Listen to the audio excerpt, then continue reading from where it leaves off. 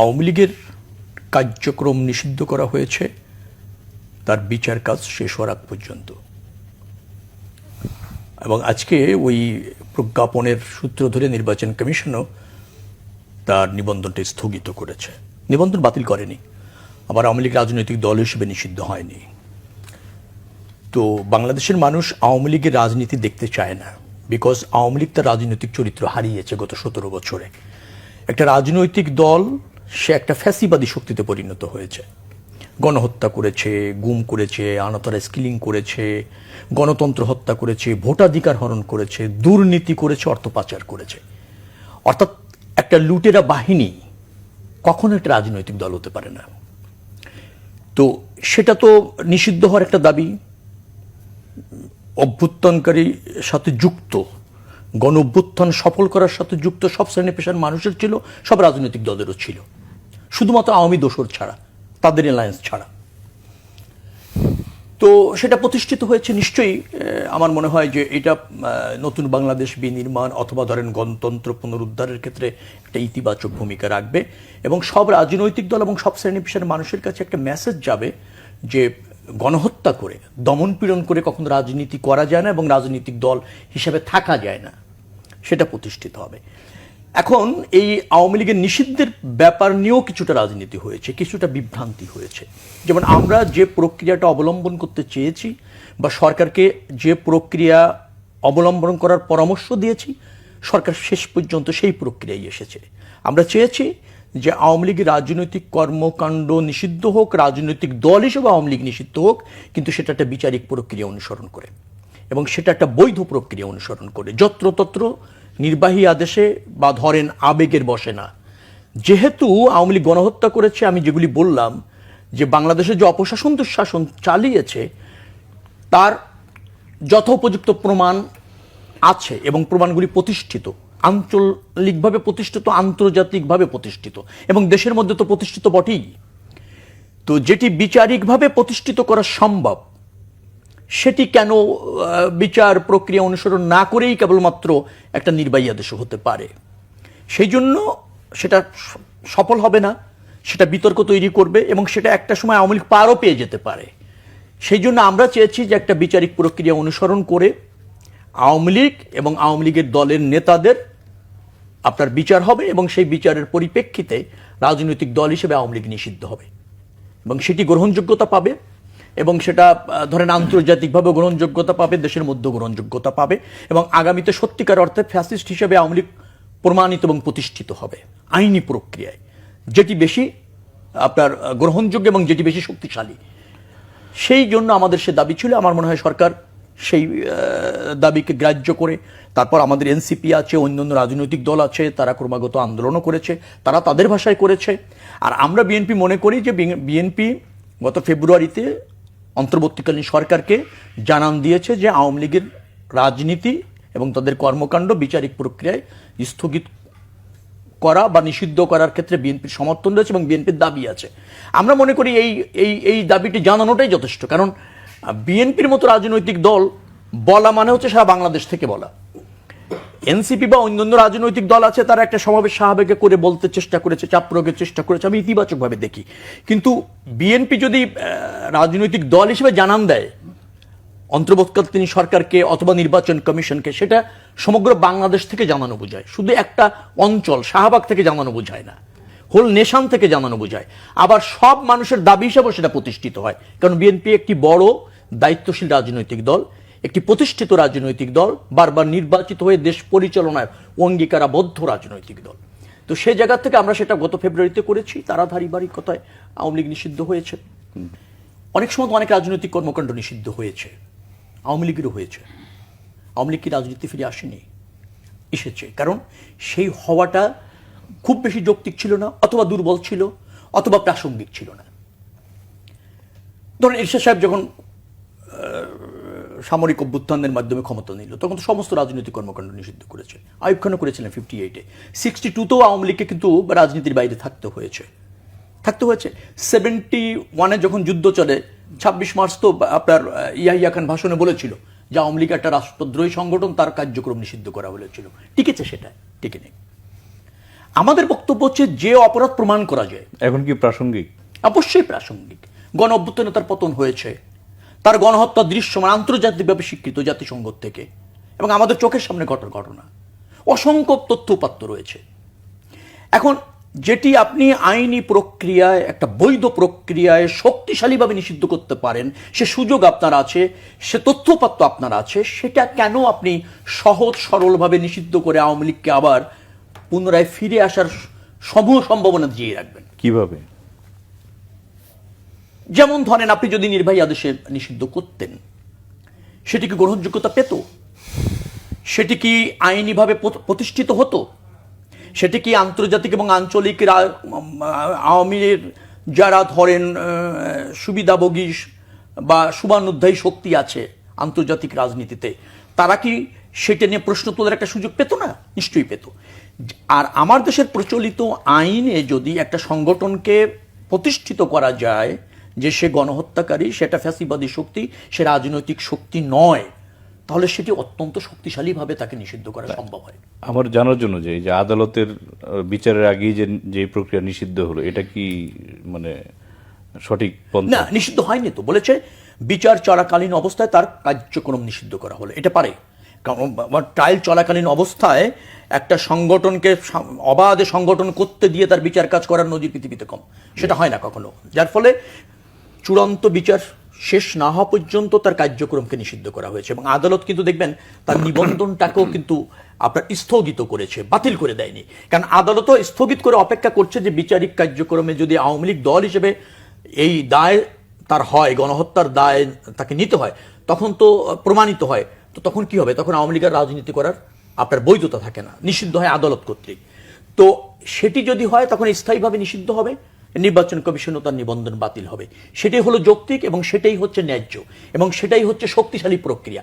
এখন শক্তিশালী প্রক্রিয়া আপনার হাতে আছে, তাহলে কেন আপনি একটা দুর্বল প্রক্রিয়ায় আশ্রয় নেবেন? সেটি হলো আমার কথা। আরেকটা কথা হচ্ছে যে সরকারের কে বাধ্য করার জন্য, হ্যাঁ, শাহবাগে একটা আন্দোলন হয়েছে। আমার প্রশ্ন হচ্ছে যে সরকারকে বাধ্য কেন করতে হবে? এই অন্তর্বর্তীকালীন সরকার তো এদেশের সব রাজনৈতিক দলের সমর্থিত সরকার, সব ছাত্র জনতার সমর্থিত সরকার, তাই তো? তো তারা তো করণীয় তো জানে। আওয়ামী লীগ যে এদেশে ধরেন গণহত্যা করেছে, ফ্যাসিবাদী প্রতিষ্ঠিত করেছে, সে রাজনৈতিক চরিত্র হারিয়েছে এবং তার রাজনীতি করার যে কোনো অধিকার নাই, সেটি তো এই অন্তর্বর্তীকালীন সরকার কনসার্ন। তার কাছে কেন দাবি করতে হবে? দাবি করতে প্রয়োজন বিএনপি মনে করে না। বিএনপি মনে করেছে যে তাদেরকে চিঠি দিয়ে অবগত করলেই আমাদের এটার প্রতি সমর্থন রয়েছে, আমরা এটা চাই, এতটুকুই যথেষ্ট। আজকে যে আপনার এনসিপি বা ধরেন জামাত ইসলাম সহ অন্য কয়েকটা রাজনৈতিক দল শাহবাগে এসে তারা আন্দোলন করেছে, এইটা আমার কাছে খুব, প্রথমত হচ্ছে যেটার কোনো প্রয়োজনও ছিল না, অন্তর্বর্তীকালীন সরকারের আরও সজাগ হওয়া উচিত ছিল। আর এমনও হতে পারে অন্তর্বর্তীকালীন সরকার এটা করতে চায়, কিন্তু সে একটা আন্দোলনের চাপে করতে বাধ্য হয়েছে, এই একটা ফ্লেভার তৈরি করার জন্য এই আন্দোলনটা হতে পারে। তবে সবকিছু মিলে আমি মনে করি সরকারের সিদ্ধান্তহীনতায় ছিল সরকার, তো সেটা নিশ্চয়ই এই আন্দোলন এবং আমাদের দাবি সবকিছু মিলিয়ে একটা সফলতা পেয়েছে।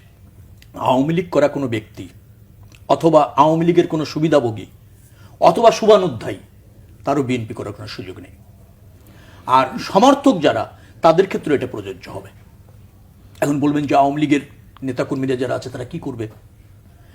আওয়ামী লীগের নেতাকর্মী আমি জানা মতে অলমোস্ট অধিকাংশই সক্রিয় যারা ছিল তারা সুবিধাভোগী এবং এই গণহত্যার সাথে জড়িত। পাড়া মহল্লায় বিভিন্ন জায়গায় তারা দেশীয় এবং বিদেশি অস্ত্রে সজ্জিত হয়ে গণহত্যার সাথে অংশ নিয়েছে, লুটপাটে অংশ নিয়েছে, নিধন করেছে, জুলুম অত্যাচার করেছে, একটা প্রতিষ্ঠিত এটা। যার ফলে আওয়ামী লীগের সমর্থক তো আছে, একটা রাজনৈতিক দলের সমর্থক থাকবে, তো সমর্থক ছিল বিদায় একটা রাজনৈতিক দল থাকতে হবে এরকমের তোর কথা নেই। যার ফলে আওয়ামী লীগের যারা সুবর্ণোধ্যায়ী আছে তারা ওই আওয়ামী দর্শন বাংলাদেশের রাজনীতিতে নিষিদ্ধ হওয়ার ফলে ওই দর্শনের রাজনীতি বাংলাদেশে আর চলবে না, এই বাস্তবতা মেনে নিতে হবে।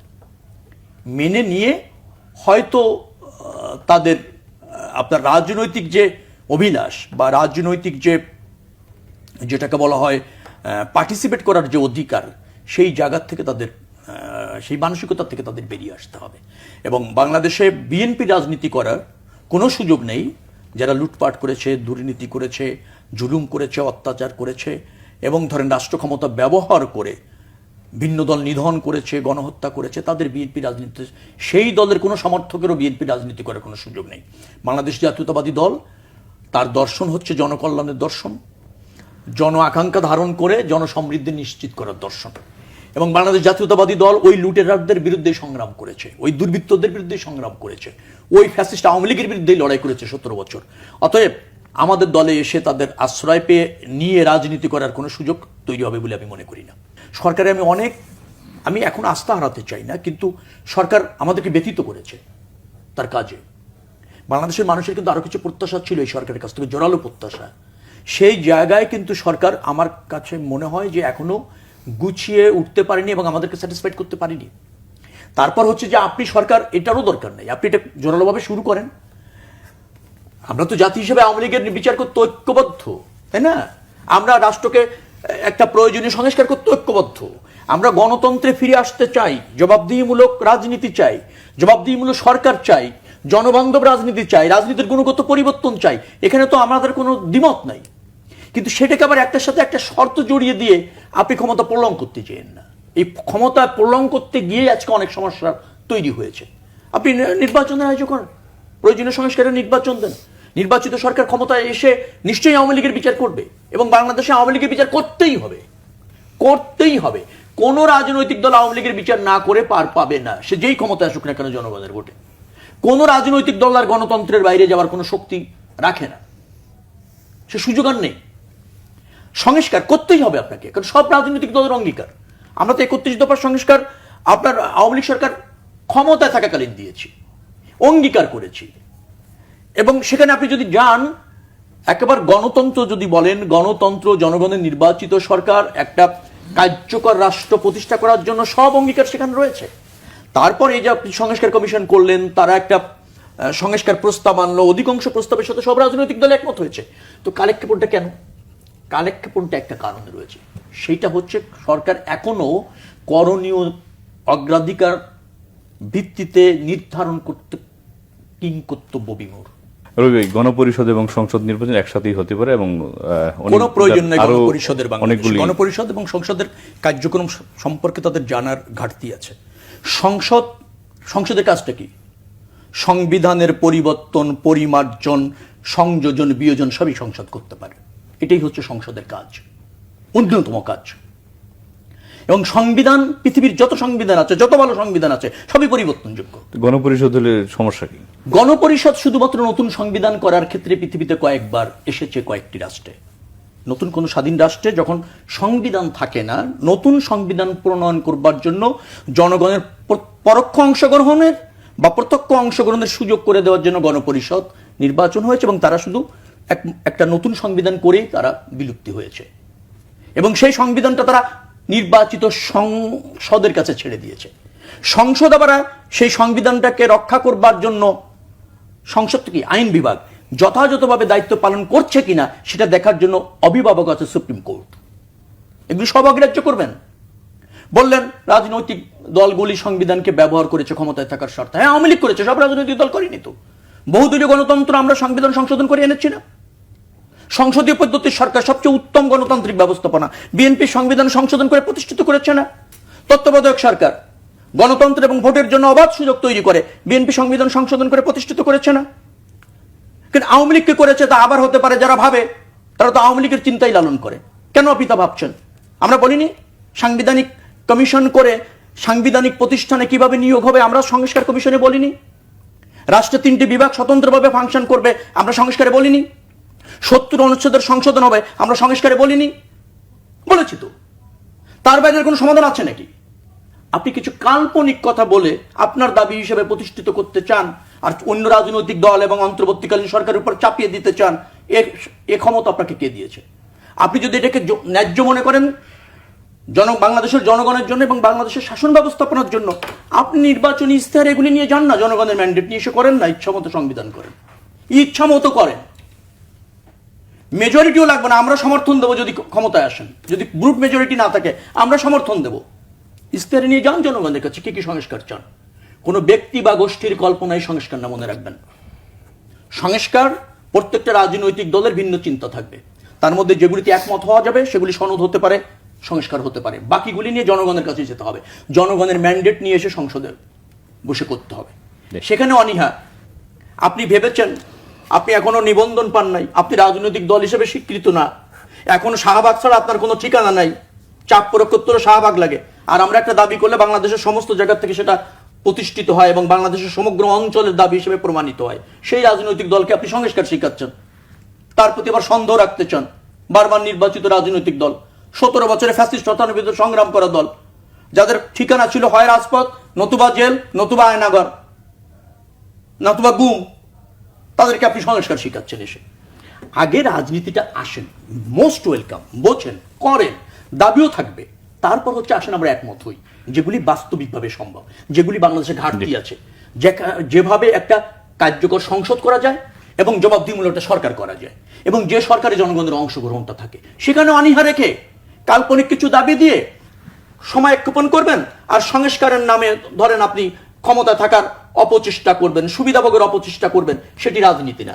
আমার বিশ্বাস এনসিপির বন্ধুরা সেখান থেকে বেরিয়ে এসে গণতন্ত্রের পথে আসবে, জনগণের দ্বারস্থ হবে।